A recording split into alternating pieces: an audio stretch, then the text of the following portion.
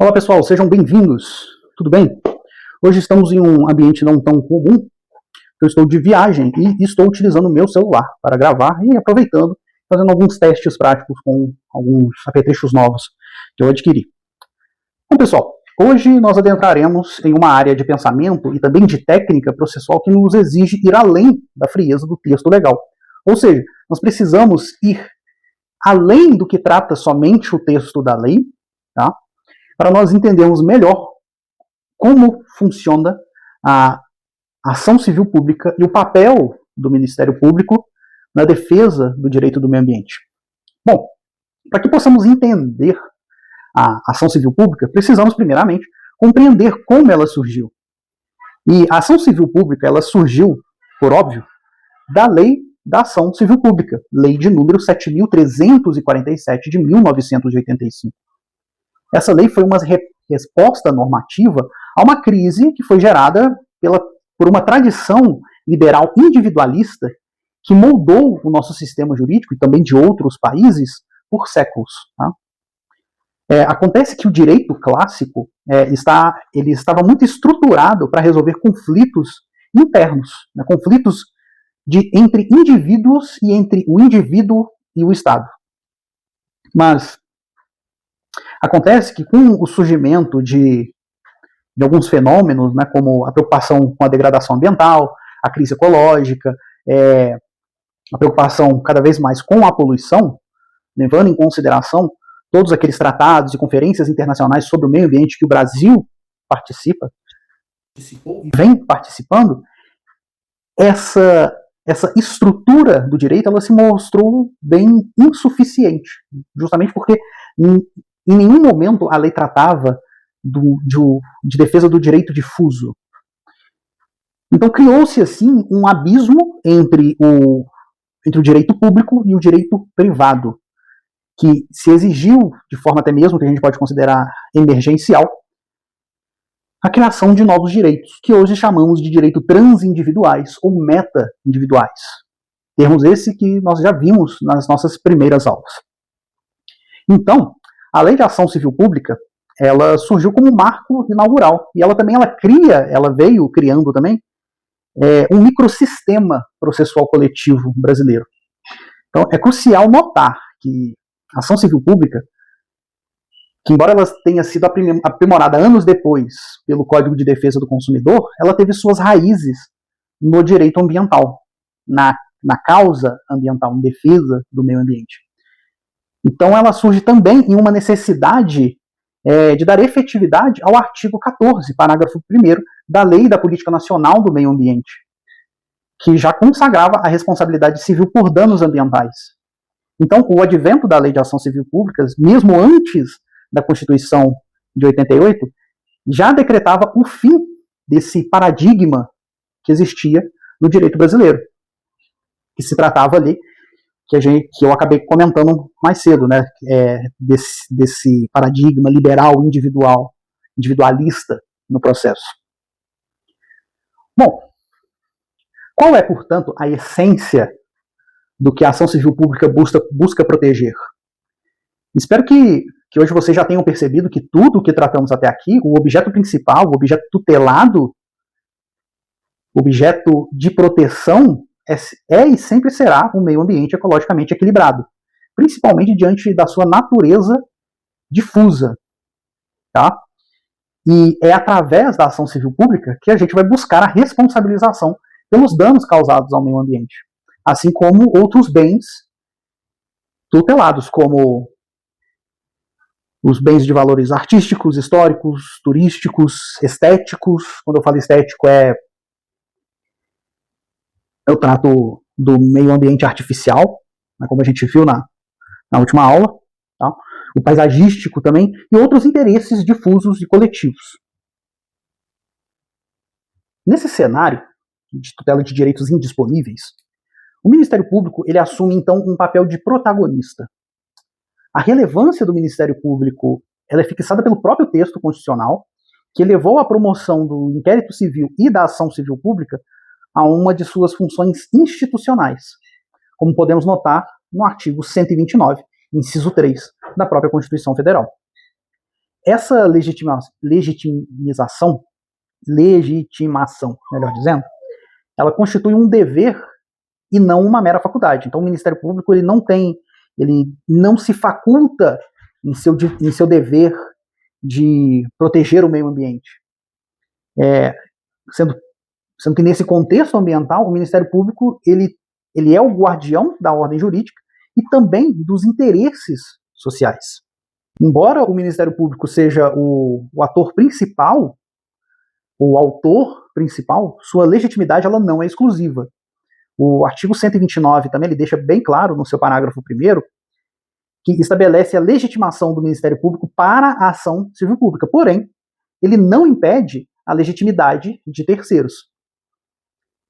Em frente a isso, nós temos um rol de legitimados ativos.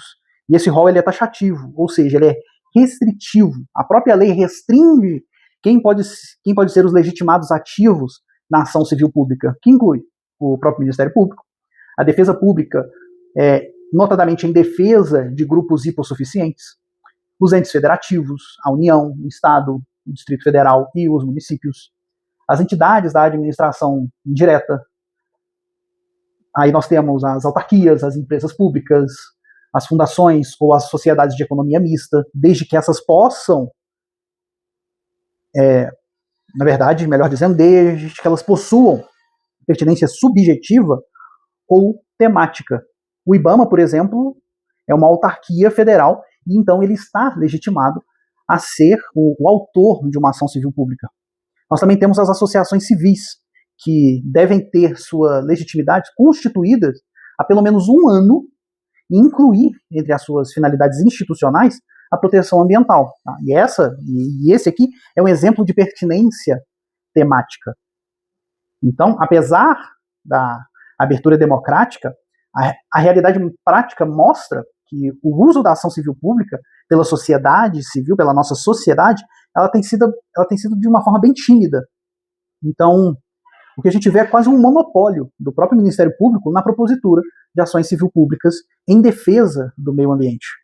E, caso o Ministério Público ele não figure como parte ativa da ação civil pública, ele tem um dever legal de intervir, ou seja, ele é obrigado a intervir nessa ação civil pública, mesmo ele não sendo o autor, só que dessa vez ele está ali como fiscal da lei. Isso está lá no nosso artigo 5º, parágrafo 1º da Lei de Ações Civis Públicas. Então, essa intervenção ela é compulsória. E se não houver essa intervenção, isso pode gerar a nulidade processual. A ação civil pública, como instrumento processual especializado, ela adota regras que fogem à tradição individualista. Então, ela busca a máxima efetividade da proteção ecológica. Para isso, podemos notar alguns aspectos, como que na ação civil pública é possível a acumulação de pedidos, né, de natureza diversa. Por exemplo, nós podemos ter acumulação de pedidos de fazer, de não fazer, de indenizar. Assim, nós conseguimos garantir até mesmo a recuperação in natura, tá? A reparação específica do dano. Ou seja, a ação civil pública pode ter por objeto a condenação em dinheiro, né, em condenação pecuniária, ou o cumprimento da obrigação de fazer ou não fazer. E isso está lá no artigo 3º da Lei de Ação Civil Pública. E um ponto interessante quanto a isso é que a jurisprudência, em sintonia com os princípios de prevenção do poluidor-pagador e da reparação integral do meio ambiente, ela interpreta a conjugação ou com sentido de adição. Então, no exemplo que eu acabei de dar, então, por mais que a ação pública tenha por objeto, tenha lá escrito a condenação em dinheiro ou no cumprimento de uma obrigação de fazer, esse ou ele é tratado de adição, ou seja, ele é tratado como se fosse um e. Correto? Então é lido que a condenação o pedido é de condenação em dinheiro e o cumprimento da obrigação de fazer. Já que estamos falando em aspectos processuais, vamos relembrar o mecanismo que estudamos na aula passada, o mecanismo chamado de inversão do ônus da prova. Não vou adentrar muito nesse assunto, tá? Mas em matéria ambiental, a inversão do ônus da prova ela é largamente admitida, tá? Ela já é consolidada temos ali a súmula 618 do STJ, tá? E essa inversão, ela tem uma base principiológica, tá? Ela está lá no princípio da precaução, que transfere para o suposto poluidor, uma vez que ele assume o risco da atividade, vamos lembrar lá desse conceito, lá da aula de responsabilidade civil ambiental. Então, ele tem o encargo de provar que a sua conduta não causou dano, ou não é potencialmente lesiva ao meio ambiente. E o STJ ele já utiliza o diálogo de fontes, tá, do Código de Defesa do Consumidor, por exemplo, e a Lei de Ações Civil Públicas para fundamentar essa inversão. Temos também que as ações elas devem ser propostas no foro local, tá, onde ocorreu o dano. Nós vimos isso na aula passada, mas é importante relembrar dessa tutela processual. E quando a gente trata da coisa julgada, como ela é coletiva, ela é um tanto quanto diferenciada. A sentença que julga um pedido improcedente, por exemplo, por insuficiência de provas, ela não faz coisa julgada material para os lesados ou para os demais legitimados. O que isso significa? Que, por mais que tenha sido julgado, que tenha uma sentença, ela não determina o mérito.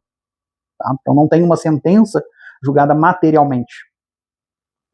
Então, aqueles lesados, eles podem propor uma nova ação se tiver uma prova nova. Contudo, a sentença favorável, ou seja, aquela procedente, ela beneficia toda a coletividade.